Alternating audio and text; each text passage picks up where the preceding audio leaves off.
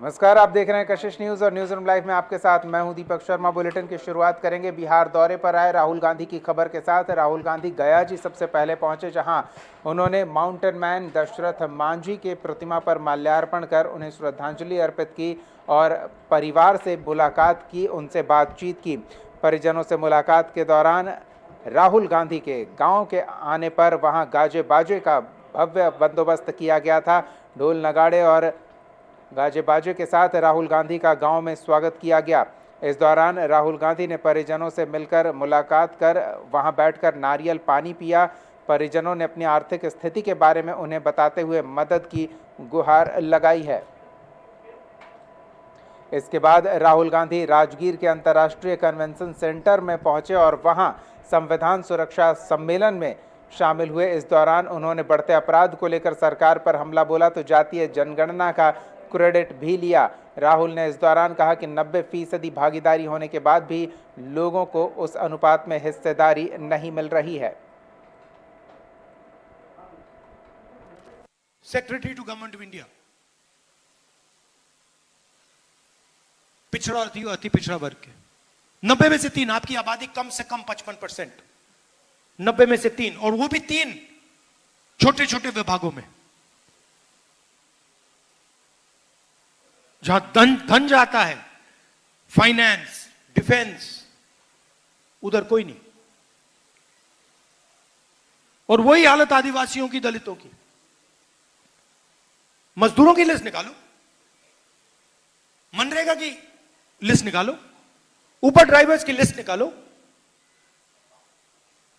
वहां पे सिर्फ आपको ओबीसी, दलित, अति पिछड़ा, ये लोग मिलेंगे। Secretary to government of India. इधर राहुल के दौरे को लेकर सत्ता पक्ष हमलावर नजर आई। जेडीयू और बीजेपी के नेता ने कहा कि राहुल गांधी आए, बार बार आए, लेकिन उनके आने से बिहार में कोई फर्क नहीं पड़ने वाला है। साथ ही राहुल गांधी को इस सवाल का जवाब भी देने होगा कि उनके पार्टी ने समाज के उस तबके के साथ किस तरह से व्यवहार किया है, उसका हिसाब दिया जाए, जिसके लिए वो आज आवाज उठा रहे हैं। सुनिए किस तरह से सत्ता पक्ष के नेताओं ने राहुल गांधी के दौरे पर अपनी प्रतिक्रिया दी। पिछड़े, अति पिछड़े, अल्पसंख्यक समुदाय के लोगों और जो आर्थिक दृष्टि से पिछड़े सवर्ण हैं, उनके लिए विकास की धारा बहाने वाले नीतीश कुमार जी के मॉडल के बाद यहाँ किसी भी नेता की दाल नहीं गलने जा रही है। दरअसल ये बात उनको समझ में नहीं आती है कि कांग्रेस, ग्रैंड ओल्ड पार्टी जिसने देश को आज़ादी दिलाई, आज कांग्रेस रसातल में क्यों चली गई? राहुल जी जवाब दें। मेरा कहना है कि राहुल गांधी जी को सबसे पहले बताना चाहिए कि बाबा भीमराव अंबेडकर को उनके पिता, दादाजी और नाना जी ने जाकर बंगाल में अपमानित क्यों किया? भीमराव अंबेडकर को उनके समय में कभी कोई सम्मान क्यों नहीं मिला? महिलाओं का शोषण सबसे अधिक उनके समय ही क्यों हुआ? तो ये सारे सवाल के जवाब पहले उनको देने चाहिए। केवल महिलाओं और दलितों की बात करने वाला, महिला आरक्षण के भी विधेयक को अगर किसी ने आगे बढ़ाया तो माननीय प्रधानमंत्री जी ने आगे, नरेंद्र मोदी ने। तो मैं तो सबसे पहले राहुल गांधी जी, आप परिवार के बाहर न दलित को देखते हैं, न बाहर के परिवार के बाहर किसी महिला को। महिला है तो आपकी बहन होगी, दलित में कभी आपने आगे किसी को बढ़ाया ही नहीं। चुनावी साल में 5 दौरे अब तक राहुल गांधी के बिहार में हो चुके हैं और वो भी सिर्फ कांग्रेस के पार्टी से संबंधित कार्यक्रम। इसमें महागठबंधन की कहीं कोई भूमिका नहीं दिख रही है। इससे क्या मतलब निकाला जाए? जिस तरह से राहुल गांधी हमलावर हैं सत्ता पक्ष पर, उसका क्या मतलब निकाला जाए? हमारे सहयोगी प्रीतम हमारे साथ जुड़े हुए हैं। प्रीतम, राहुल गांधी इस चुनावी साल में बैक टू बैक 5 बार बिहार आ चुके हैं। काफ़ी मतलब बिहार कांग्रेस के लिए महत्व रखता है, ये दर्शाया जा रहा है। हाँ बिल्कुल, देखिए बिहार कांग्रेस के लिए काफ़ी महत्व रखता है। 10 मई 1990 को जब बिहार की सत्ता से कांग्रेस की विदाई हुई तो ये पूरे 35 साल हो जाएंगे जब बिहार में कांग्रेस कुछ अरसे को छोड़कर सत्ता में नहीं है।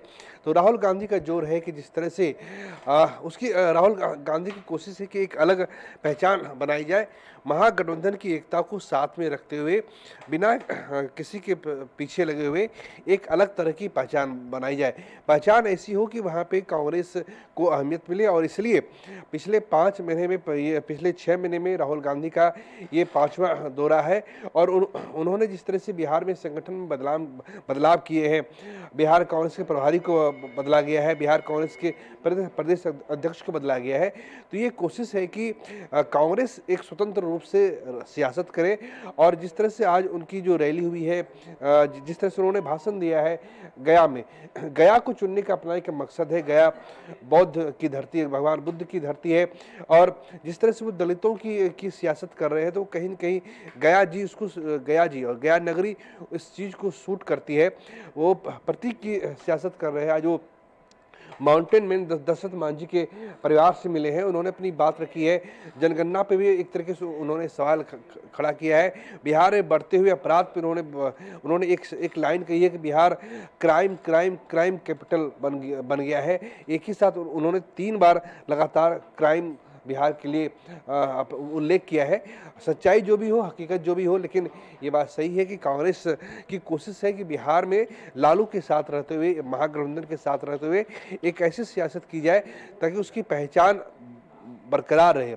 कल जिस तरह से मुजफ्फरपुर में घटना घटी है और कांग्रेस ने एक अलग लाइन ली है, पीएमसीएच में जिस तरीके से कांग्रेस के प्रदेश अध्यक्ष राजेश राम पहुंचे, उन्होंने वहां से ताबड़तोड़ फोन लगाया। स्वास्थ्य मंत्री मंगल पांडे के घर पे उन्होंने प्रोटेस्ट किया है कांग्रेस के लोगों ने। तो साफ तौर से ये इंगित करता है, ये बताता है कि कांग्रेस बिहार के चुनाव को एक गंभीरता से ले रही है। परिणाम चाहे जो भी हो, कांग्रेस लड़ रही है और वो लड़ाई जमीन पर दिख रही है।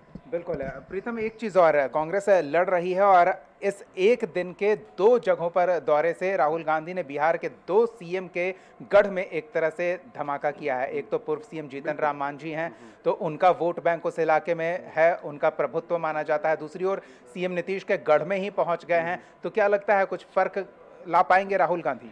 देखिए, बिहार में नीतीश कुमार का साथ नालंदा ने कभी नहीं छोड़ा है। वो बिल्कुल नालंदा के लोग नीतीश कुमार के साथ रहे हैं। 1995 में जब नीतीश कुमार ने समता पार्टी बनाई थी और मात्र 7 सीट समता पार्टी ने जीती थी, तो उसमें 2 सीट तो केवल नालंदा जिले से ही नीतीश कुमार को मिली थी। तो कोशिश ये है कि अभी ये नहीं कहा जा सकता कि उनके एक दौरे से नीतीश कुमार के परसेप्शन, नीतीश कुमार को लेकर नालंदा के लोगों में बदलाव आ जाएगा, क्योंकि नीतीश कुमार ने नालंदा में काफ़ी काम किया है। आप उनके विरोधी हैं या उनके आप समर्थक हैं, इस बात से कहीं कोई इनकार नहीं किया जा सकता है कि नालंदा में नीतीश कुमार ने, मधेपुरा में लालू यादव ने अपने स्तर से बहुत काम कराए हैं। रही बात गया जीतन राम मांझी वहाँ से चुनाव लड़ते हैं, जीतते हैं। इमामगंज से भी उनकी अपनी एक मजबूत एक उनका पॉकेट रहा है। कोशिश यही है कि जो गया का क्षेत्र है और जो नालंदा का क्षेत्र है, इन दोनों इलाकों से कांग्रेस के लिए भी एक संभावना बटोरी जाए, कांग्रेस के लिए एक संभावना देखी जाए, क्योंकि इन 2 इलाकों के जो नेता है, जिस तरीके से कांग्रेस में हालिया में जो मिलन समारोह होता है, तो गया के भी लोग कांग्रेस के साथ जुड़े हैं। और नालंदा, जहाँ चंडी से विधायक थे अनिल सिंह, जो 95 में चुनाव जीते थे समता पार्टी के टिकट से मसाल छाप पे, वो भी वहाँ से चुनाव जीते हैं। तो कोशिश है कि धीरे धीरे अपनी एक पहचान बनाई जाए। हो सकता है कि विधानसभा चुनाव 2025 में फायदा न मिले, 2030 में मिले, 2035 में मिले, लेकिन उन्होंने एक कोशिश की है। अब कोशिश का परिणाम क्या होता है वो देखना पड़ेगा। चलिए, धन्यवाद प्रीतम इन तमाम बातचीत और जानकारी के लिए। तो इतना जरूर है कि राहुल गांधी के इन प्रयासों से विरोधी खेमे को ज्यादा नुकसान भले न पहुंचे, लेकिन इससे ज्यादा फायदा कांग्रेस को पहुंचने वाला है। संगठन के कार्यकर्ता उत्साहित हैं, संगठन के नेता सक्रिय हैं और इससे संगठन को आने वाले समय में मजबूती मिलेगी। संगठन अपने पैरों पर खड़ा होकर चुनावी मैदान में अपनी ताल ठोकने की स्थिति में पहुंच सकेगा।